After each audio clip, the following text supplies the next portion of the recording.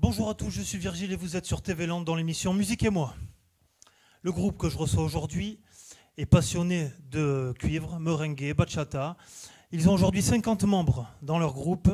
Ils sont passionnés du Brésil. Ils nous viennent de Mont-de-Marsan. Je reçois la banda Los Cumbancheros. C'est parti!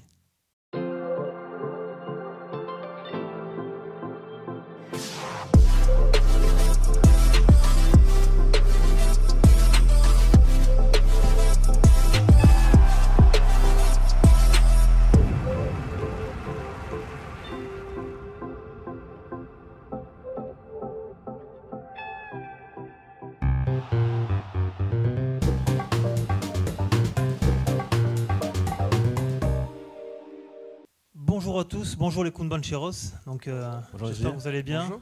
Très content de vous recevoir dans Musique et moi. On va commencer tout simplement par la présentation. Vous êtes 6 finalement. Chaque membre, quel est leur rôle dans le groupe? Oui, on est venu en nombre. Donc, moi je m'appelle Sylvain, je suis coprésident de Los Cumbancheros. Moi je m'appelle Mathilde et je m'occupe de la communication sur les réseaux sociaux. D'accord. Moi je suis Thomas, je suis aux percussions sur Do. Ok.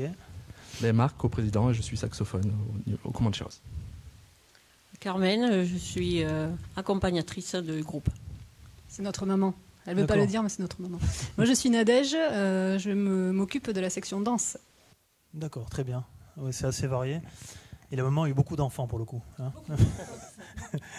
On va commencer par Musique et moi, c'est donc la musique. Quel est votre premier titre musical que vous avez découvert quand vous étiez enfant, qui vous a un peu fait baigner dans la musique, fait écouter de la musique?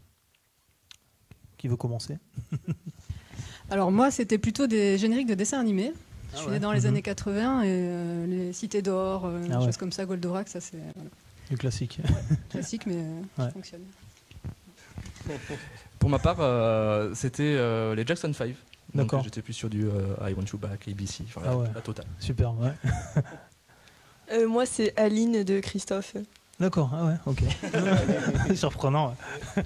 Bah, pour ma part, après mes parents écoutaient énormément de musique, donc moi ça a été du varié. Je passais du Mariah Carey, du Whitney Houston, à du AC/DC, à du Santana. Donc, Et ton premier CD, tu t'en rappelles pas, ou cassette, je sais pas quel âge t'as? Mon premier CD, je crois que c'était Mariah Carey. Ah ouais, donc voilà. Ah ouais. Moi c'était un 45 tours. Ah. C'était le premier 45 tours que j'ai acheté avec mon argent de poche, c'était Elsa. D'accord. Voilà, après baigner dans la musique, c'était nostalgie avec mes parents. D'accord, c'était donc un vinyle, 45 tours au vinyle. Oui, un vinyle aujourd'hui. Yes. Comment est née l'idée de créer cette banda finalement? Parce que ça date de 1970 si j'ai regardé sur mes informations que vous m'avez envoyées. C'est tout à fait ça. En fait, en 1969, un an avant, des membres de l'Harmonie de Mont-de-Marsan à l'époque se sont réunis l'été pour continuer à jouer de la musique et changer un peu de leur registre qui était plus traditionnel ou plus morceaux posés. Et donc ils ont voulu se réunir pour animer la ville de Mont-de-Marsan. Et Henri Monteau, qui était président du comité des fêtes de Saint-Jean-d'Août, les a engagés, on va dire, sur leur premier contrat en 1969 pour les lancer. Et ce qui s'est passé, c'est que l'année d'après, le groupe s'est structuré en association en 1970. Et donc, en fait, André Sourig a pris la baguette, on va dire, à la direction musicale, et Marc Laurençon a été le premier président des Cumbancheros. D'accord. Il y en a eu combien de présidents? C'est pas une question piège, hein, depuis en 2010, aujourd'hui? 8 avec nous. 2020, oula. 8 avec nous deux. D'accord, ok. Yes. Comment se transmet un héritage dans un groupe comme ça? C'est assez ancien. Comment s'est transmis l'héritage culturel du groupe, quoi? Donc au niveau héritage, c'est plus de l'accompagnement en fait. On a les anciens qui sont là aussi pour nous aider, pour nous transmettre physiquement des partitions, donc ils nous aident aussi à jouer. Après on avait aussi tout ce qui est arrangement, on a des partitions mais des arrangements spécifiques, donc c'est vrai qu'on ne suit pas forcément les partitions et on a les anciens qui nous montrent comment faire. Et après on a aussi des parrainages, donc les anciens qui parrainent les nouveaux et qui les accompagnent vraiment tout le long de la vie de leur groupe. Tu peux nous dire un peu ce que c'est un arrangement? Enfin, c'est un peu parce qu'il y a des gens qui connaissent pas forcément la musique, qui regardent l'émission. Enfin, techniquement, sans être trop précis, je veux dire. Techniquement, on prend un morceau qu'on écoute à la télé, enfin à la radio. Et après, une personne va récupérer ce morceau et va réécrire la musique pour que ça coïncide avec les instruments qu'on a. D'accord. Pour s'adapter en fait aux instruments. D'accord. Vous êtes très influencé par le Brésil, on le verra tout à l'heure dans l'émission avec plusieurs vidéos de vos prestations finalement. Qu'est-ce qui ça vous permet de vous différencier des autres bandas montoises, pardon? Exactement, c'était l'idée de départ, je pense, des fondateurs des Comancheros qui voulaient un peu faire autre chose. Et puis le Brésil, enfin, c'est plutôt. Alors, on dit Brésil, mais c'est aussi sud-américain, quoi, parce qu'on a, comme tu disais en introduction, du mambo, du merengue, cha-cha, on a plusieurs, voilà.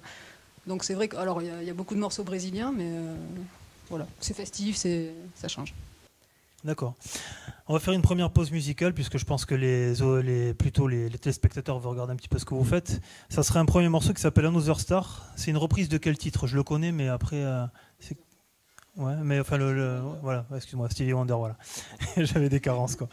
C'est impressionnant. Alors je vous fais pas de teasing davantage, les téléspectateurs. On vous laisse découvrir ça sur Musique et moi. C'est Another Star, c'est Los Comancheros.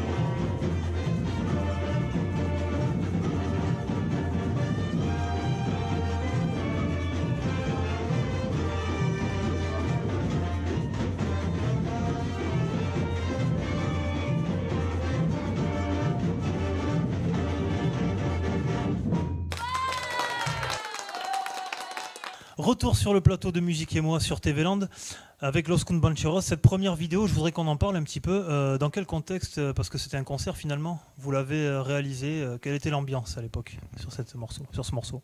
Alors on fait tous les ans un concert de la Sainte-Cécile où tous les Cumbancheros, alors les actuels et des anciens, sont invités à venir lors d'un repas. Et lors de cette prestation, en fait c'est vraiment entre nous, on est sur notre 31 et c'est notre soirée pour justement participer à l'intégration des nouveaux membres. D'accord.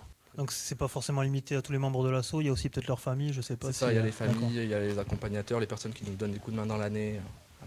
Et vous avez une salle particulière ou c'est toujours le même lieu où vous faites cette fête? Non, pour cette fête, on a une salle, des fois c'est l'Auberge Andaise, des fois c'est d'autres lieux sur Mont-de-Marsan, on reste sur Mont-de-Marsan, mais c'est un repas, donc on a besoin d'une grande salle. Yes. Cette particularité Amérique latine, sonorité, je voudrais savoir un petit peu le retour du public. Qu'est-ce que vous, depuis des années que vous jouez, quel est le retour? Vous trouvez qu'il y a un retour, comment vous dire, comme c'est un peu différent? Quel est le retour du public tout simplement? Qu'est-ce que vous en ressentez? Est-ce que les gens après se mettent à écouter plus de sons latino après vous avoir écouté? Je sais pas.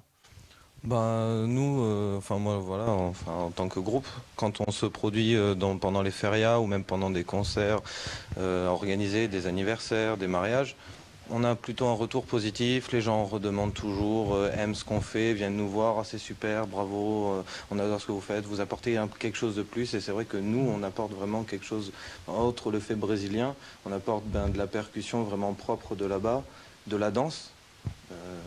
On a des danseuses, c'est pas mal quand même, je trouve. Ah oui, c'est sûr. La plupart des gens, quand ils nous voient arriver, elles sont les danseuses. Voilà, donc non, après, voilà, on a des personnes qui travaillent dur pour faire des arrangements musicaux, pour ramener de la nouveauté, du classique. Enfin, on essaie de faire au mieux pour représenter cette culture brésilienne, autant vers de la percussion que de la musique ou de la danse. Yes. Les vidéos qu'on peut voir sur YouTube, sur la chaîne qui est assez neuve, la chaîne finalement des Cumbancheros, vous l'avez fait il n'y a pas longtemps, non? Vous l'avez créée peut-être pendant le confinement, je pensais à ça quand j'ai regardé. Elle a été créée il y a quelques années, mais elle n'a pas été alimentée suffisamment. Et c'est vrai que c'est pendant le confinement où Mathilde et Emma ont alimenté un peu plus la chaîne et ont lancé les projets. Oui, mais pendant le confinement, il y a une tendance un peu qui s'est lancée sur les réseaux sociaux. Où chacun jouait de la musique chez soi et il y avait un montage à la fin. Et on s'est dit, pourquoi pas nous? Et donc on a une particularité, c'est qu'on a 3 sections et on a décidé donc de faire 3 vidéos. D'accord. Et au niveau des percussionnistes, tout le monde n'avait pas sa percussion chez soi. Du coup, ils ont essayé de trouver des alternatives avec du sel ou comme ça. Et c'était assez rigolo et sympa à voir. Tu fais une bonne transition, je voulais en parler. Cette vidéo, c'est Batucada en Casa, je ne sais pas si c'est bon la prononciation. C'est très original, franchement, les téléspectateurs, je vous invite vraiment à consulter sur YouTube. C'est percutant et déroutant. Comment vous est venue l'idée de cette mise en scène? Tu as un peu répondu à la question, mais je sais pas, quelqu'un a une idée ou ça s'est fait comme ça, un mec a fait ça à l'arrache? En fait, ça s'est fait un peu comme ça, mais après, il y a des groupes qui sont spécialistes aussi dans tout ce qui est percussion alternative avec les objets du quotidien. Donc, du coup, on a repris un peu l'idée et le fait que justement qu'on n'avait pas de percussion, on dit on va faire pareil. Et les gens ont été motivés pour le faire. Donc du coup, on a réussi à faire quand même quelque chose de sympa. Ouais, effectivement, c'est à consulter, je vous le précise vraiment, enfin vous le conseille, les téléspectateurs. Écoutez, on va refaire une deuxième pause musicale et puis on continuera l'interview avec Los Cumbancheros. On va maintenant regarder justement Los Cumbancheros, votre titre. On en parle juste après et on se retrouve avec tous les membres du groupe qui sont ici, pas tous les membres, mais une partie des membres finalement. Allez, c'est parti, Los Cumbancheros sur Musique et moi, c'est parti.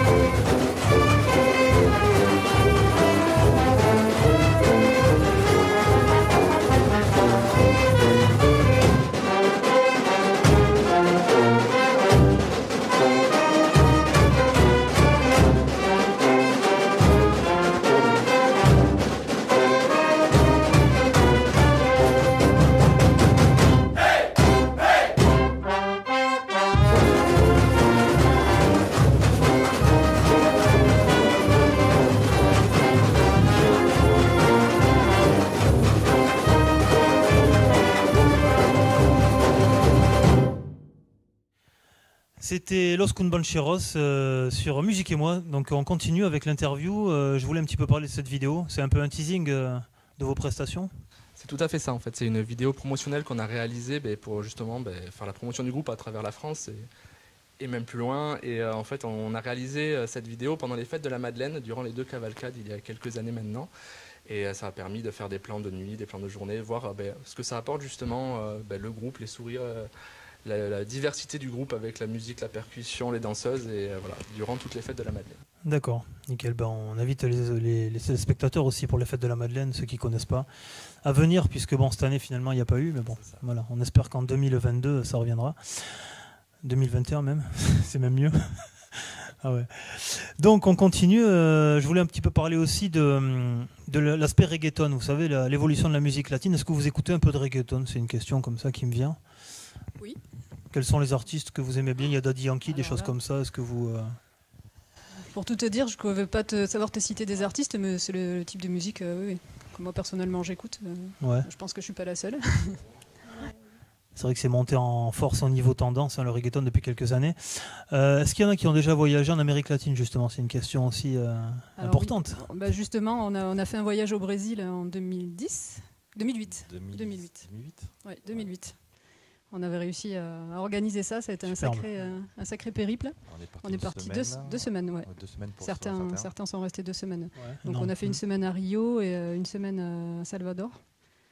Et c'était génial. Ça, alors là, et là, c'était avec que les membres de l'assaut, ouais. La plupart? D'accord, super. Moi, voilà. Ça, c'est vraiment un retour, entre guillemets, aux sources pour vous. C'était plus découverte du pays, parce que c'est vrai qu'on n'a pas pu amener les instruments, c'était compliqué. Et après, on a découvert le pays, les jardins, l'ambiance qu'il pouvait y avoir aussi à Rio. D'accord. C'est musical, mais dans toutes les rues, en fait. Ouais, c'est sûr, là, c'est l'Amérique latine. Surtout l'Amérique du Sud. On continue avec... je voulais parler un petit peu de ce groupe. Est-ce que vous vous considérez comme un collectif ou comme un groupe, finalement? Parce que, comme tu me disais tout à l'heure, il y avait 3 sections dans Los Cumbancheros. Est-ce que vous pouvez nous détailler un petit peu l'organisation? Au niveau de l'organisation, on a...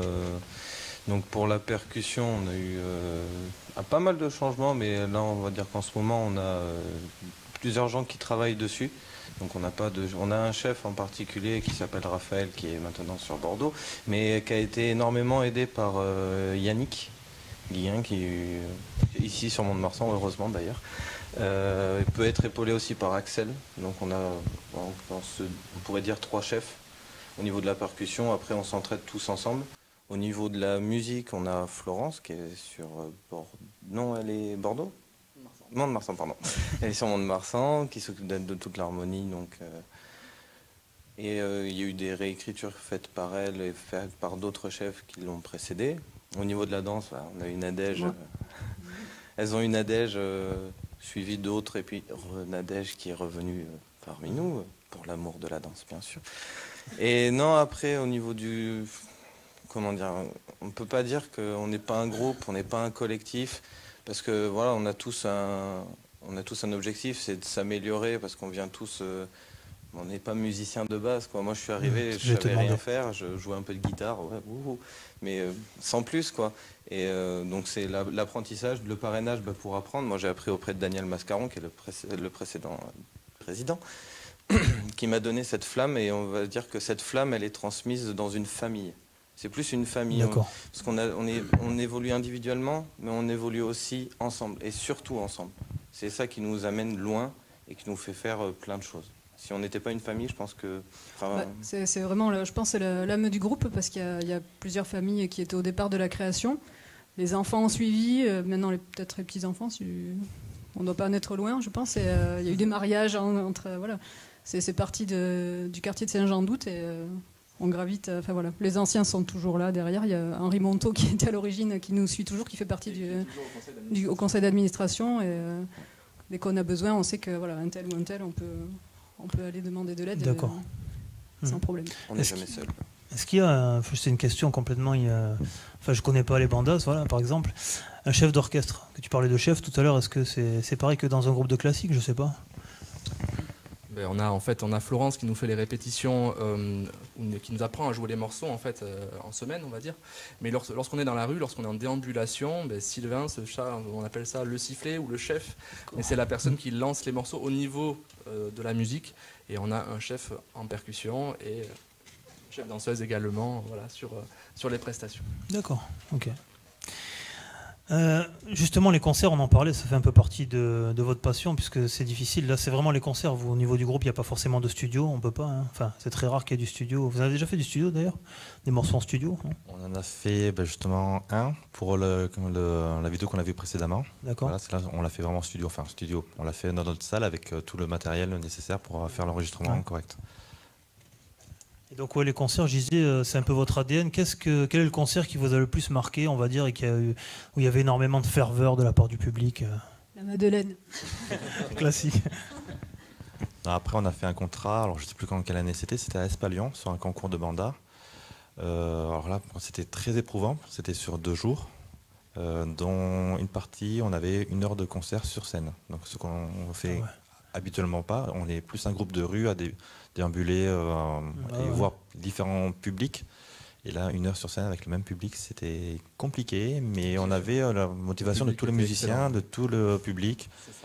Et c'était un concours à la base. D'accord. Ouais. Donc ça existe aussi les concours de banda, ça fait, je savais pas que c'est là, c'est super. Oui, ça existe à Espalion chaque année, il y a ce concours et on était reparti avec le prix d'honneur. Oui. Exactement, à Condon également, il y a ce genre de concours. Voilà, à Espalion, on a gagné le prix d'honneur parce qu'on n'était pas une banda à proprement dit, on est complètement différent des autres, donc ils ont voulu quand même nous remercier et nous montrer qu'on avait quand même du talent. Superbe. Yes.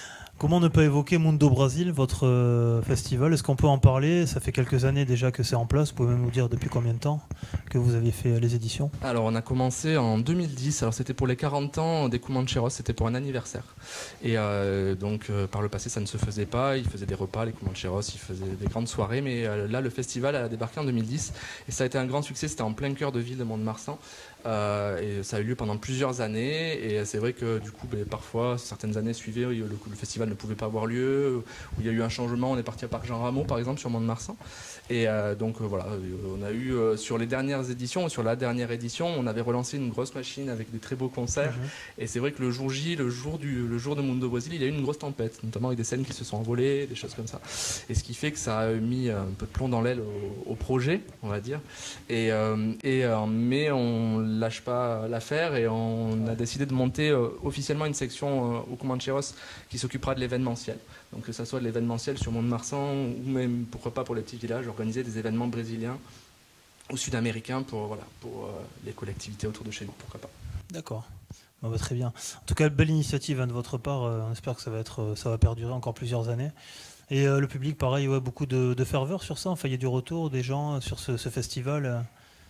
Tu peux nous pas juste le festival, comment te dire, il est organisé comment? Il y a plusieurs groupes avec des mêmes influences qui viennent Oui, on essaie de faire venir, de faire partager cette passion qu'on a du rythme brésilien, tout ça un petit peu. On essaie de faire venir des artistes, que ce soit par la peinture, par la gravure, par... de la capoeira, non? Oui, on a Carlos qui vient nous faire des démonstrations, qui d'ailleurs est avec nous aussi pour faire des... Il a la salle...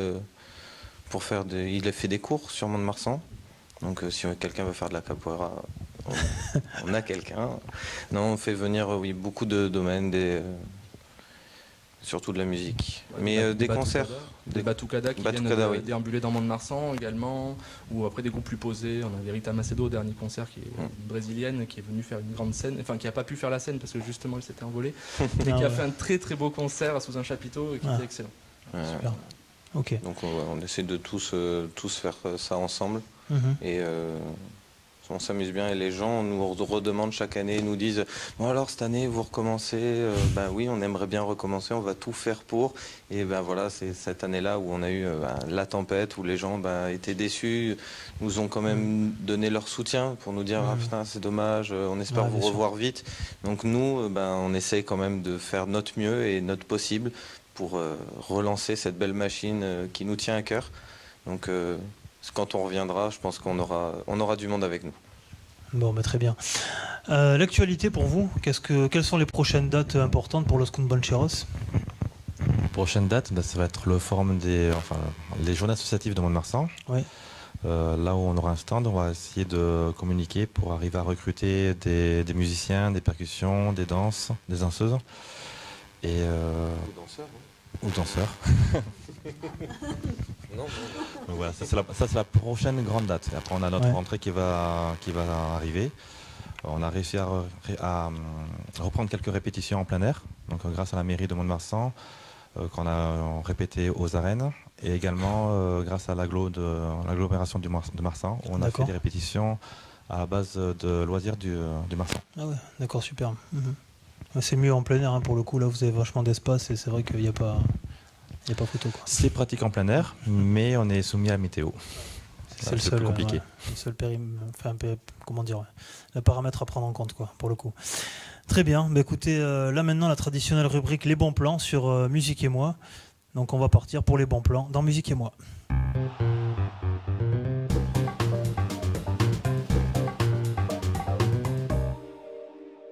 Grand Corps Malade est de retour avec un nouvel album pour le coup qui s'appelle Mesdames, 10 titres inédits, dont 9 en collaboration avec des chanteuses dont Véronique Sanson, Louane, Laura Smet, entre autres. Donc vraiment que des femmes sur les collaborations sur cet album. Est-ce que vous connaissez un petit peu? Vous avez écouté le dernier album de Grand Corps Malade ou quelques titres? Je sais qu'il y a un clip qui tourne aussi. Sur les réseaux sociaux, oui, un duo avec Camille Lelouch. Ouais, c'est ça, c'est celui-là, ouais. Voilà. Bon, nickel, très beau clip, noir et blanc, ils sont dos à dos, c'est bien celui-là dont on parle. Julien Doré de retour avec un nouvel album également, ça fait quelques années qu'on attendait son retour.